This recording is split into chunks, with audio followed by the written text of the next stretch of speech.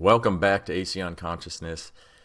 This is like the second time I'm working at doing this. I had the whole episode recorded. I went to go edit, and then it was gone. I was like, oh, you gotta be kidding me. I recorded like a minute and 10 seconds of it. So this is round 2, so I'm gonna be, to me, repeating myself. For y'all, it's gonna be the first time hearing this. And I wanted to have this episode out today, which is December 19th, 2025. Is it kind of plays a role into what I'm going to get into today, but it didn't happen. So it'll be out today. So most of you, whoever watches this, will watch it today or after today, and it is what it is. But I got to get it out of my head. I got to get it out and just talk about the connections. So, kind of before I get into this today, talking about two friends, different states. They don't know each other, but they both know me and my mindset, I question everything, my conspiratorial mind, alternative views, whatever label you want to put on it. And we can talk about stuff, and we can go a little bit deeper than just basic surface level conversation. We can talk about the fun stuff. So why I was actually working on what was supposed to be the next episode, because I find stuff with that on the Empire State Building, right? And I find it fascinating. And so I was like, all right, let me put some stuff together and just so I can talk about this. And in the mix of it, I'm sitting in this same chair right here, working, and chat with my friend on text, and he's like, yo, have you heard about this 3i Atlas? He's like, I cannot stop watching things on it. And he was talking about Avi Loeb and the scientists on it. And I was like, I knew about it. I haven't been following it. And he was like, what? I was like, yeah, I just haven't. But here's my reason. So the first time I heard about it, I was on a date, and the girl and I were just, chatting about stuff. And she brought it up in conversation. And I was like, what is this? She goes, you haven't heard of 3i Atlas? I was like, no. So she gave me a quick little breakdown. So I asked just ChatGPT. Well, I first asked it was like, oh, we don't know what you're talking about. And I'm like, no. It gave me some stupid response. So I said, no, I'm talking about the 3i Atlas meteor thing that is all over the news and being followed by these scientists and stuff. And then it comes out. I don't have the audio on this one. The interstellar comet known as 3i Atlas is making its closest approach to Earth on December 19th, 2025. Can you guys feel it? Can you feel it? About 170 million miles away. This is only the third known interstellar object passing through our solar system. It's now glowing green due to the carbon emissions and showing a rare anti-tail. NASA is actively observing it, and you may be able to spot it with a telescope. So I was like, oh. Now, when I first heard about that, so that's, she gave me her breakdown of it, and I immediately, initially, went right to, oh, it's Project Bluebeam. Before I tell you what Project Bluebeam is, watch this video right here I said I keep hearing that 3i Atlas could be some sort of mothership. What's the deal with that? And this is what I got. There have been some speculations about the interstellar comet 3i Atlas, with a few suggesting it could be an alien mothership. But the scientific consensus is that it is a natural comet. Harvard's Avi Loeb had floated the idea of artificial origins, but NASA emphasizes that all evidence points to it being a typical comet, showing standard cometary features. Researchers will continue observing it to understand its origins further. So again, hearing all this, I go, oh, you know what? This is Project Bluebeam. Here is what Project Bluebeam is, because this can describe it, and it gives you a little bit of visual. Check it out. Welcome to an intriguing exploration into the world of Project Bluebeam, a conspiracy theory that's captured imaginations globally since its inception in the 1990s. Proposed by investigative journalist Serge Monast, this theory suggests an audacious plan, purportedly driven by NASA, aiming to establish a new world order. At its heart, Project Bluebeam involves the use of sophisticated holographic technology crafted to simulate a cosmic event, specifically a manufactured second coming. Imagine religious icons being conjured across the sky, influencing global populations to rally under a unifying religious paradigm imposed by authoritative powers. This extended into claims that such technology could fabricate alternate scenarios like alien takeovers or synthetic miracles, sowing seeds of fear and awe to tighten control. While enthralling, this theory balances on the edge of controversy and skepticism, illustrating a profound distrust in powerful global entities and the unease surrounding unchecked technological progress. Captain this tale as either a chilling warning or a glimpse into potential technological misuse, Project Bluebeam undeniably mirrors the enigmatic shores where technology and human perception may one day converge. So that kind of sums up Project Bluebeam. Obviously, everyone has access to the internet and to ChatGPT or whatever. So if you want, obviously you can go deep dive into that, and it's pretty fascinating. And we'll get a little bit deeper into that in just a little bit. So, like the morning before I was doing this, talking about this with my friend, in the morning sometimes I'll find my little rabbit holes to jump in, and this video I'm about to show you popped up, and I was, at the time when I was messaging my friend, I could not find this video. And so I was like, God, I just want to send this to him, and I couldn't find it. I was trying to Google because I had a screenshot of it, but I didn't know the guy's name. And so I did a little searching, did a little digging, and I found it. And so here is Nice Fallen Angel. So this guy, I'm not on TikTok, so I don't have all access to all his stuff. But when other people are like, repurposing his stuff and, reposting it, I'm able to find it. And so anyway, here's just a video I wanted to send my buddy.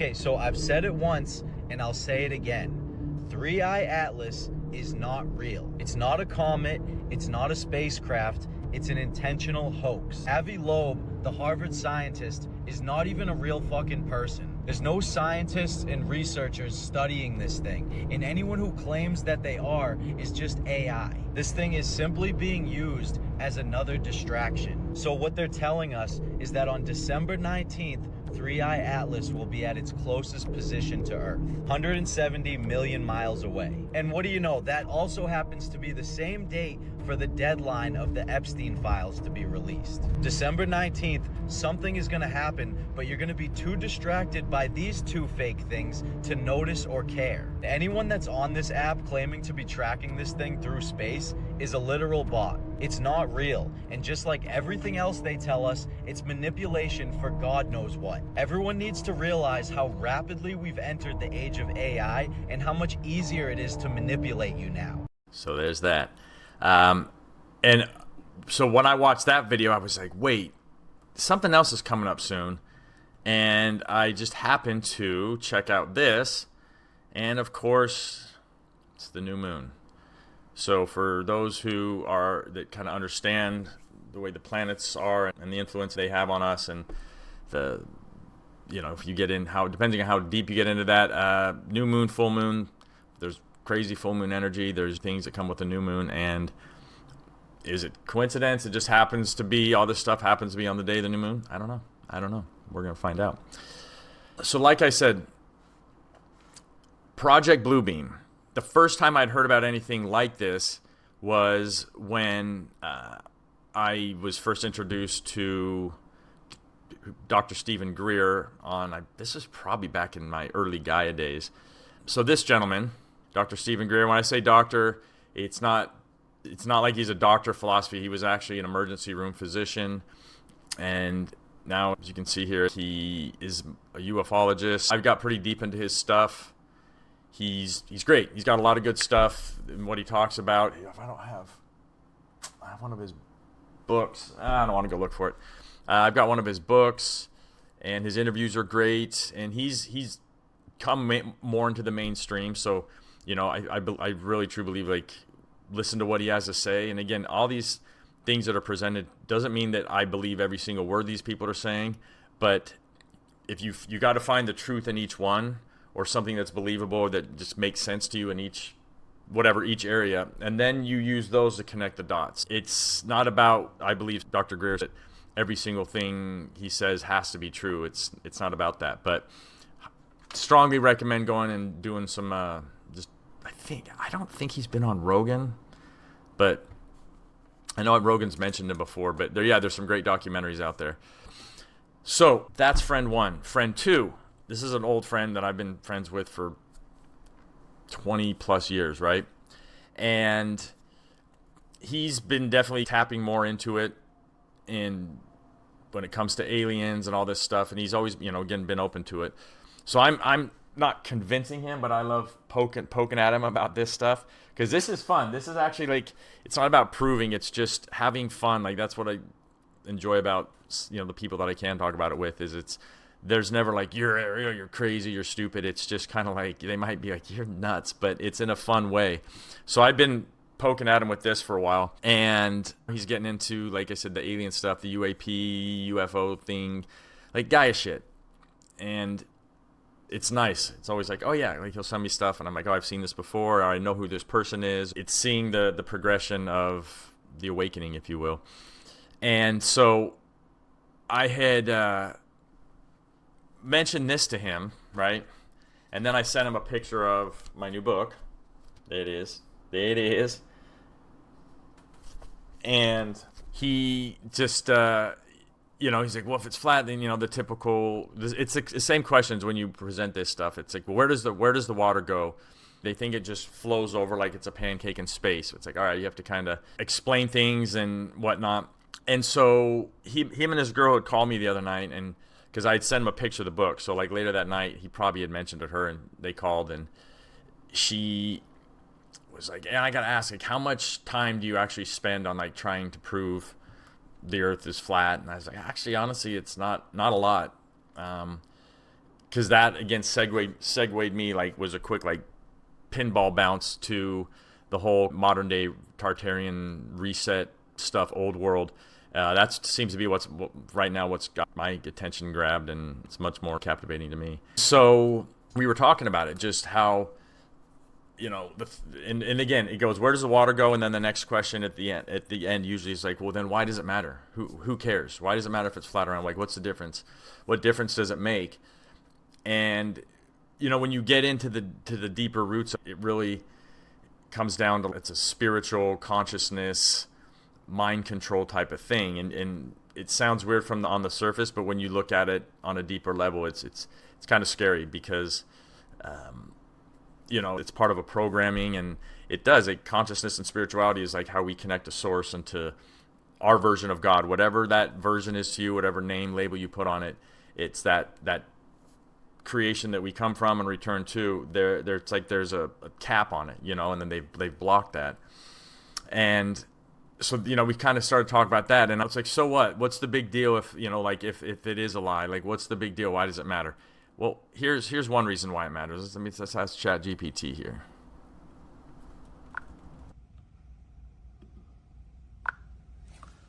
Yo, Chomi, quick question for you. How much money does NASA get each year?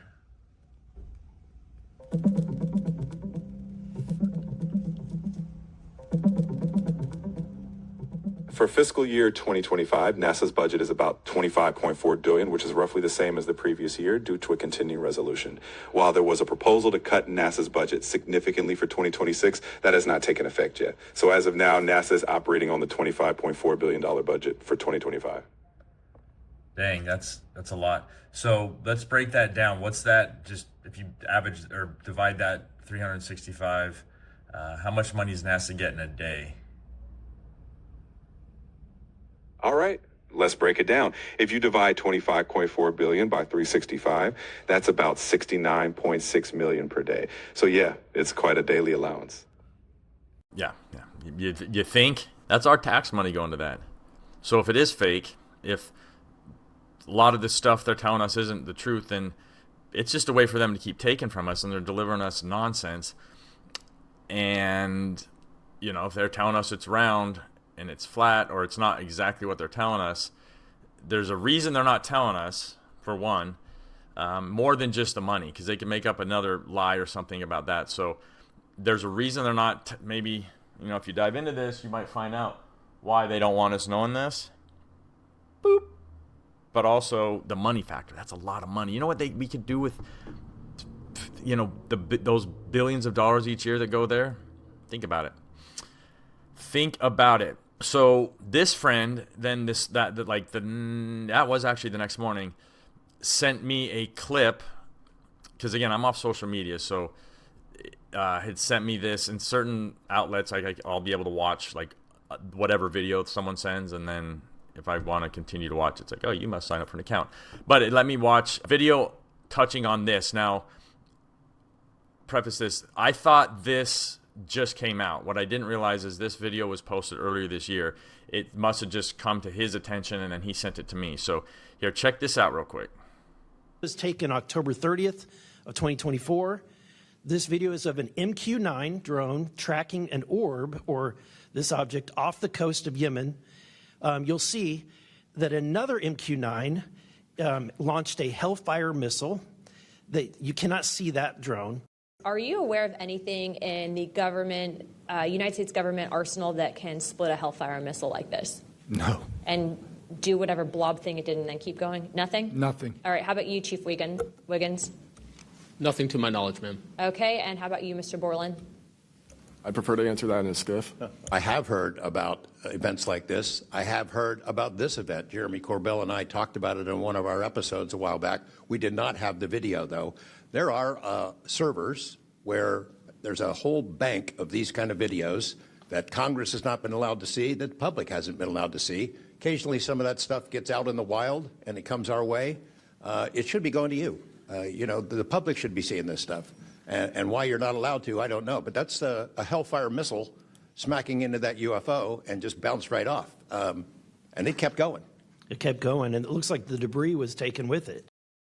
So, and that last gentleman's talking, his name's George Knapp. If you want information and you want to hear some stuff to kind of get the brain going, definitely Google him, look into his stuff. I'm not going to touch on him anymore right now because I don't want to lose focus, but that's one that's within that community that it's just, again, these are the people you have to do it, not just go onto Google and look up that, but when you get into these researchers and journalists and people who've been talking about this stuff and doing research on it for decades, it'll start making more sense, right?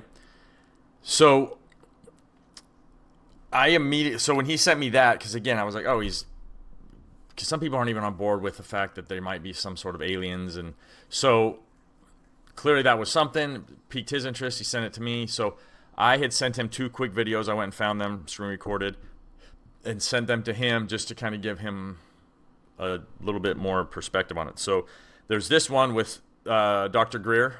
Their whole purpose is to create sort of a global militarized totalitarian superstate of the world fighting another world. It's like War of the Worlds. Okay. And that's been a 70-year defense plan. And I know people who've seen that plan. Carol Rosin saw the plan, who is Wernher von Braun's spokesperson, who's on our team. And she's almost 80 now, but brilliant mind. And, when she realized in the 70s that this was what was afoot, her whole life was devoted to trying to get some of these projects under control. But we're little David's up against an enormous Goliath. The truth will set you free, but first it'll piss you off. But it's time for people to, actually realize that this is something they have to take seriously. Yeah, definitely want to take it seriously and not just scoff at it and laugh at it, but at least be open to it, entertain the thought of it, and understand that these people aren't just coming out and making up random stories. Like, you get 1 or 2, but eventually it's like, all right, there's got to be something to this. If enough whistleblowers and people that are working in the governments and military programs and things, like, they're not just going to constantly just keep coming out and making up complete fabricated stories with nothing behind it. There's a reason that they're saying it. A lot of people actually have their conscience. It's like, I can't hold this in any longer or whatever. So he mentioned, that was Dr. Greer. He mentioned that lady on his team named Carol Rosin. And so here's a video of her. It's an older video, but this one will kind of definitely give you a little more insight into the project. When I was a corporate manager of Fairchild Industries in 1974 through 77, I met the late Dr. Wernher von Braun in early 74. At that time, von Braun was dying of cancer, but he assured me that he would live a few more years in order to tell me about the game that was being played, that game being the effort to weaponize space, to control the Earth from space and space itself. The strategy that Wernher von Braun taught me was that first the Russians are going to be considered to be the enemy. In fact, when I met him in 74, they were the enemy, the identified enemy. We were told that they had killer satellites. We were told that they were coming to get us and control us, the dirty commies, that whole story. First, the Russians were the enemy against whom we're going to build space-based weapons. Then terrorists would be identified, and that was soon to follow. We heard a lot about terrorism. Then we were going to identify third world country crazies. We now call them nations of concern. But he said that would be the third enemy against whom we would be needing to build space-based weapons. And the next enemy was asteroids. Now at this point, he kind of chuckled the first time he said it. Asteroids, against asteroids we're going to build space-based weapons. So it was funny then. And the funniest one of all was against what he called aliens, extraterrestrials. That would be the final card. And over and over and over during the 4 years that I knew him and was giving his speeches for him, he would bring up that last card. And remember, Carol, the last card is the alien card. We're going to have to build space-based weapons against aliens, and all of it, he said, is a lie. He didn't mention a timeline, but he said that it was going to be speeding up faster than anybody could possibly imagine. That the effort to put weapons in space was not only based on a lie, but would accelerate past the point of people even understanding it until it was already up there and too late. So again, take that for whatever it's worth, but that's that. That's Carol Rosin. So like she said, she was, assistant, worked with, side by side with Wernher von Braun for 4+ years. Now, here's a question. Some of you hearing this, watching this, might know who Wernher von Braun is. Others, most, probably don't. So if you're questioning who is Wernher von Braun, who is this guy, what's the big deal? Like, why does it matter who he is, and why would it make sense? Well, here is a quick description on Wernher von Braun. Absolutely. Wernher von Braun was a German aerospace engineer and space architect. He was initially involved with Germany's V-2 rocket program during World War II. After the war, through Operation Paperclip, he moved to the United States, where he played a pivotal role in developing the Saturn V rocket that took the Apollo astronauts to the moon. He was a key figure at NASA and became one of the most prominent voices advocating for space exploration. Oh, wow. Look at that. So he was also really good friends with this guy. You guys know that guy? It's the mouse man himself. That's Walt Disney. Oh, yeah, they were friends. And they worked together on many projects. Okay, we'll probably get into that later, but I'll let your mind go right there. Now, you heard Wernher von Braun came over during Operation Paperclip. If you're kind of wondering what's Operation Paperclip, would like to hear, here you go. Operation Paperclip was a secret U.S. intelligence program that began right after World War II, around 1945.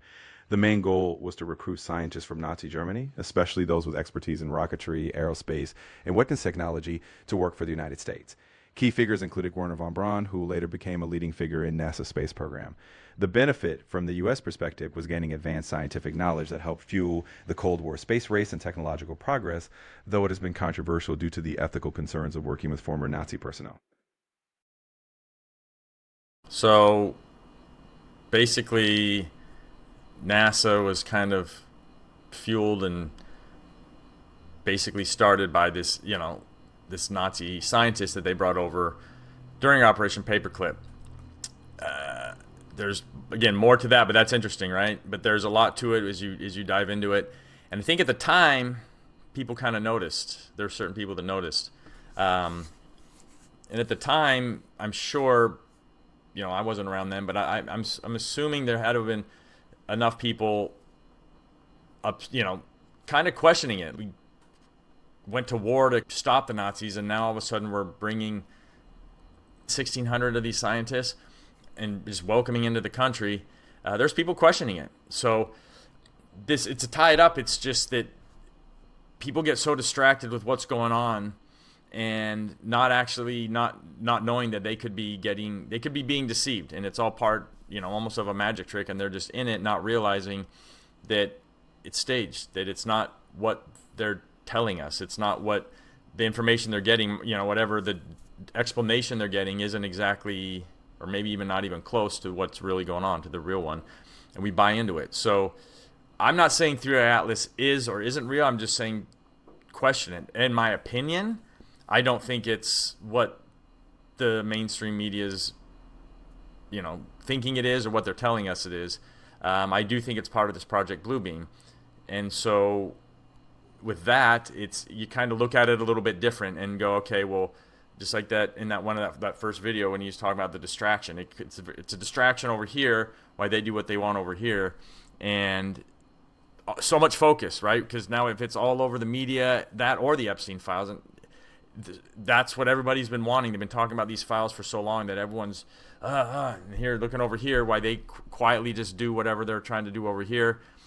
I don't know exactly why they're coming with the fake everything, why they would use Project Bluebeam right now, but it is to get everybody on board to accept widely, globally, that there is some sort of, that we're not alone, so there is alien life, or alternative life out there, and that we need to be protected against that, because that could be a threat to humans and to the civilization. So now, it's not our country against that country. It's like us together against them, and that's coming together is one.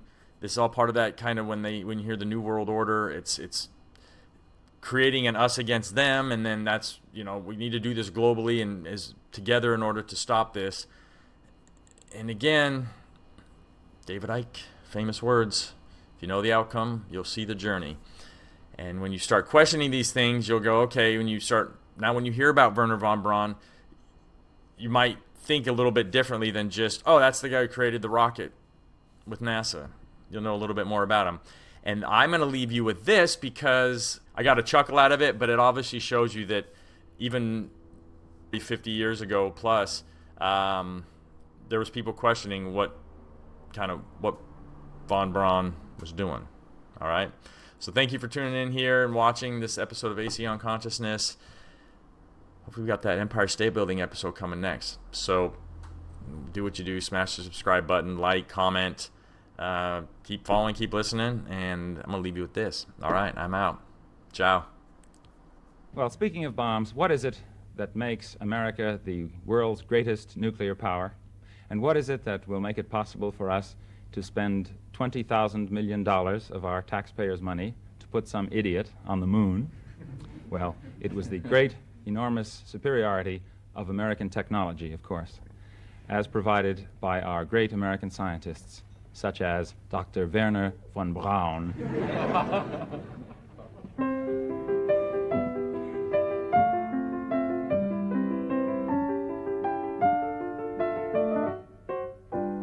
Gather round while I sing you of Wernher von Braun, a man whose allegiance is ruled by expedience. Call him a Nazi, he won't even frown. Nazi schmazi, says Wernher von Braun. Don't say that he's hypocritical, say rather that he's apolitical. Once the rockets are up, who cares where they come down?